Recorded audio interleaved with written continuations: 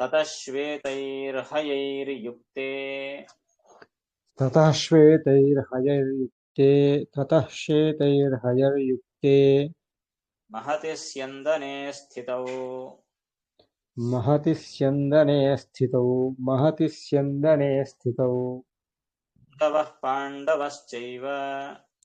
माधवः पाण्डवश्चैव माधवः पाण्डवश्चैव दिव्यौ शङ्खौ प्रदध्मतुः। दिव्यौ शङ्खौ प्रदध्मतुः అంటే అనంతరము అనంతరం ఏం జరిగింది? శ్వేతైః హయైః యుక్తే మహతి స్యందనే స్థితౌ.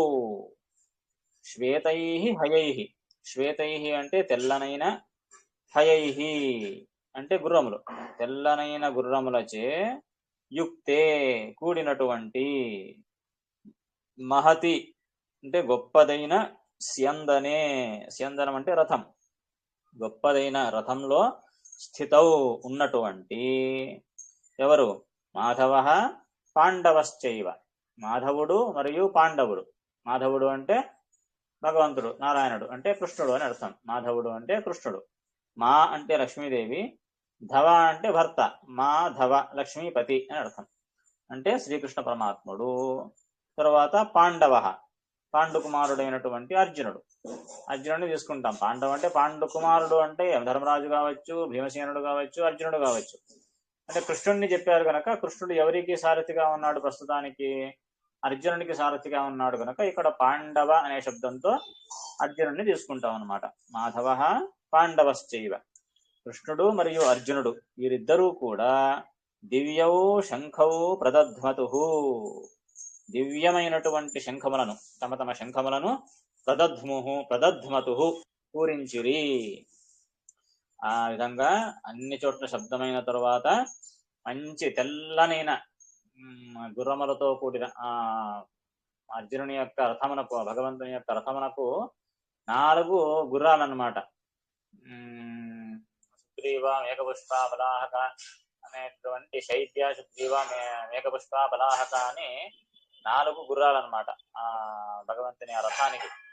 అటువంటి తెల్లనైనటువంటి గుర్రాలు, ఆ తెల్లనైన గుర్రములతో కూడిన ఆ గొప్పదైన రథం, మహారథము. ఆ రథంలో ఉన్నటువంటి కృష్ణుడు మరియు అర్జునుడు కూడా తమ తమ దివ్యమైన శంఖములను పూరించారు. ఏమిటా పూరించారు? ఆ శంఖముల పేర్లు కూడా చెప్తూ ఉన్నారు చూడండి, వారి యొక్క శంఖముల యొక్క పేర్లు. పాంచజన్యం హృషికేశో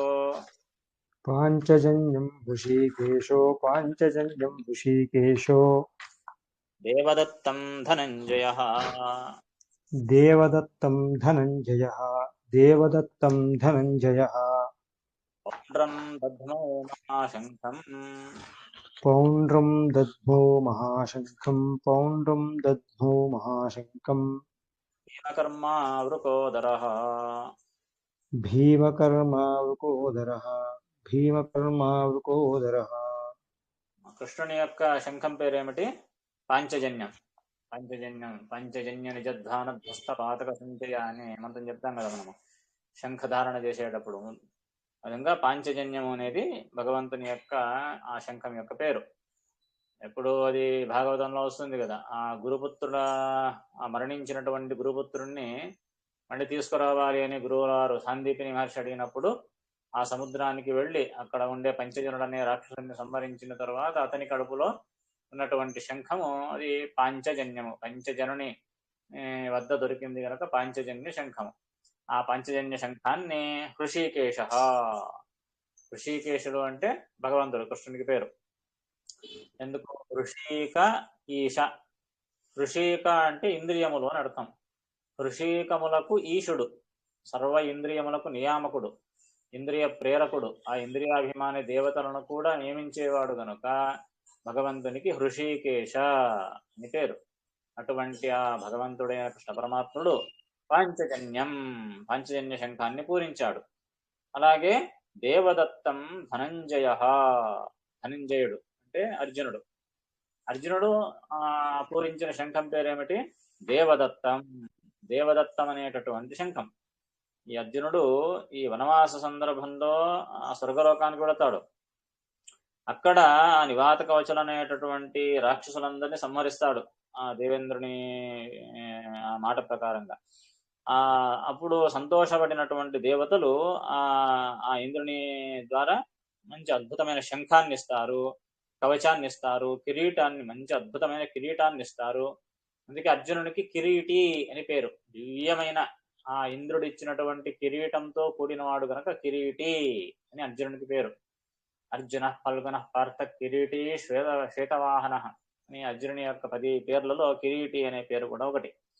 ఆ కిరీటము, ఈ శంఖము ఇవన్నీ ఆ దేవతలతో ఇవ్వబడింది. అందుకే దేవదత్తం, దేవతల చేత ఇవ్వబడిన శంఖం అది. అటువంటి దేవదత్త శంఖాన్ని అర్జునుడు పూరించాడు.